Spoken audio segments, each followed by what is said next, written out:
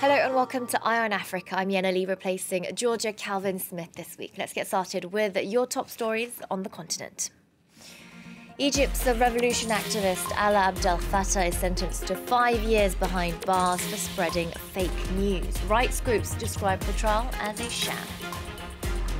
Anti-crime and insecurity protests in Goma turned deadly. DR Congo police fired tear gas and live rounds on civilians, burning tyres and blocking streets. And an Ivorian comedian uses humour to break down stereotypes and poke fun at clichés about his hometown Abobo, notorious for its dangerous reputation. We start the show in Cairo, where a court has sentenced activist Alaa Abdel Fattah to 5 years in prison for spreading false news. The Egyptian activist was a leading figure of the 2011 uprising that pushed President Hosni Mubarak out of power. He has been detained since September 2019, when the government started cracking down on dissent. Blogger Mohamed Ibrahim and lawyer Mohamed El Beker were sentenced to 4 years behind bars on the same charges. Human rights groups say the trial was a sham. Amnesty International's Hussein Baoumi spoke to France 24 earlier. The message is still very clear. The Egyptian authorities will not tolerate any opposition. They will not tolerate any dissent. Anyone that will dare to speak out against the government or even talk about the human rights situation in the country, they will be detained for years, convicted in unfair trials, and detained in inhumane conditions as the ones where Bakr and Alaa and Mohammed Radwan has been detained in. When Alaa and Mohammed al-Bakr were first moved to prison, they were subjected to torture and ill treatment, despite all their appeals to the prosecution to investigate that. There has been nothing at all. Instead, they continue to be detained and they are convicted in a grossly unfair trial. We continue to see that any sort of criticism, it doesn't even have to be against the president or anyone on the top of the government, but really criticism or even talking about issues that the government doesn't like conditions of detention or even economic conditions, can lead you to end up in prison. The Egyptian authorities have been using terrorism charges to imprison thousands, if not tens of thousands, without trial. And increasingly, what we are seeing is torture, enforced disappearances, death sentences following unfair trials, executions, and most recently with the revelations of the disclosed report, which in France, which spoke about how Egyptian authorities have been extrajudicially executing people without, through airstrikes with cooperation from French intelligence. But all of this is in a climate of impunity where Egyptian authorities and officials, they are completely immune to any sort of accountability. Next to a potential turning point in Ethiopia's conflict, Tigrayan forces fighting against the federal army say they're retreating from two regions, Amhara and Afar. The rebels wrote to the UN saying that they hope the withdrawal will be a decisive opening for peace, while also demanding a no-fly zone over Tigray and an arms embargo on Ethiopia and Eritrea. The former's federal authorities are unlikely to approve these demands verbatim, but analysts say that the latest developments could lead to the start of peace talks. Turning our attention next to the Democratic Republic of Congo. Police fired tear gas and live rounds on protesters in Goma. At least 4 people were killed in the chaos. Demonstrators took to the streets to march against crime and insecurity. The surge in attacks in North Kivu and Ituri provinces had prompted authorities to declare a state of siege. Wasim Kone explains. Goma turned into a ghost town. That's what protesters wanted this Monday, and it's what they got. Crowds of demonstrators converged on roads early in the morning, setting up barricades and burning tires. Signs of how local residents have become so despondent following a surge in violence. La population a manifesté contre les tueries, les vols, les phénomènes 40 voleurs. Nous sommes pauvres et en même temps on nous tue. Nous sommes pauvres et en même temps on nous vole. Nous sommes pauvres et en même temps on nous kidnappe. The North Kivu region has seen a wave of violence recently. Just last week, 3 people were killed and several injured in robberies in Goma. But protesters also voiced their anger at alleged rumors that Rwandan police officers are currently in the city. Nous rappelons à nos autorités que c'est pas la fin. Aussi longtemps qu'on n'aura pas la paix, aussi longtemps qu'on n'aura pas la sécurité, aussi longtemps qu'ils vont essayer de faire appeler, de faire arriver dans notre pays les policiers rwandais, nous allons nous y opposer farouchement. The rumor comes from a memo signed last week by Congolese and Rwandan police to improve trans-border cooperation in order to better fight against trafficking. Congolese authorities have denied the presence of any Rwandan security forces on Congolese soil.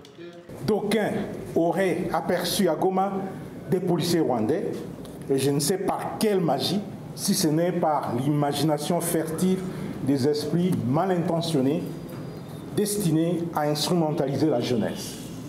Earlier this month, the DRC had asked for help from neighboring Uganda, who sent 1,700 troops to battle a rebel group affiliated with the Islamic State group.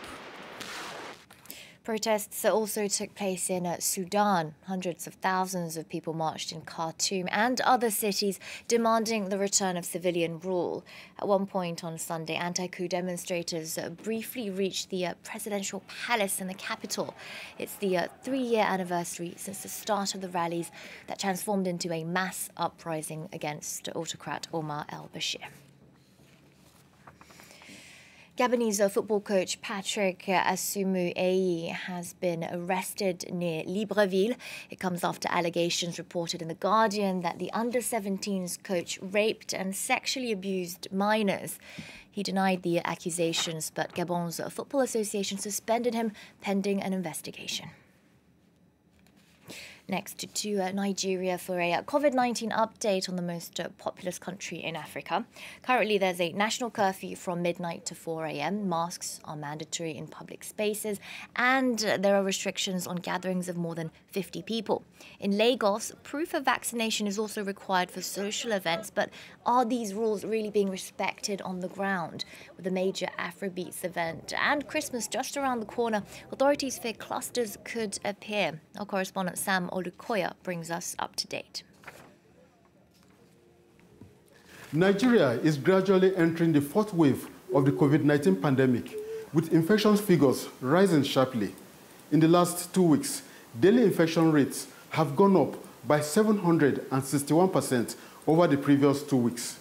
This sharp rise comes in the wake of the spread of the Omicron variant of the coronavirus. Yes. COVID-19 vaccine passports are now being introduced in parts of Nigeria in an effort to curb the spread of the infection.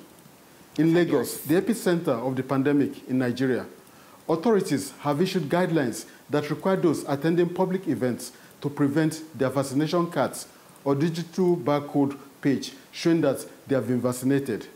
Abuja, the federal capital, and some states require people to have COVID-19 passports before they can enter government buildings. The big challenge is the approaching Christmas and New Year celebrations when large crowds are expected to gather for social events. Some social events have already started taking place in cities like Lagos, the commercial capital. But rules are not being respected. People are having fun. Some of them say COVID-19 does not exist. At the same time, authorities are not strictly enforcing the rules. Authorities may, however, take tougher measures in the coming days when more of the holiday events start happening. One government official said it will be best to deny people the end-of-year fun than allow them to end up with the coronavirus. And finally, we head to the Ivorian capital to meet an up-and-coming stand-up comedian. Clintelex uses humour to deconstruct clichés surrounding his hometown. Abobo is a suburb of Abidjan, notorious for being the poorest and the most dangerous part of town. Samuel Bernard and Hanan Ferjani report. Tonight at Clintelex's stand-up comedy show, it's all about his native Abobo, the most populous borough in the Abidjan district, otherwise known for its criminality track record. Stereotypes that this young Abobo native has made it his mission to deconstruct. On stage, Clintelex is merely a supporting character in each of his carefully crafted skits.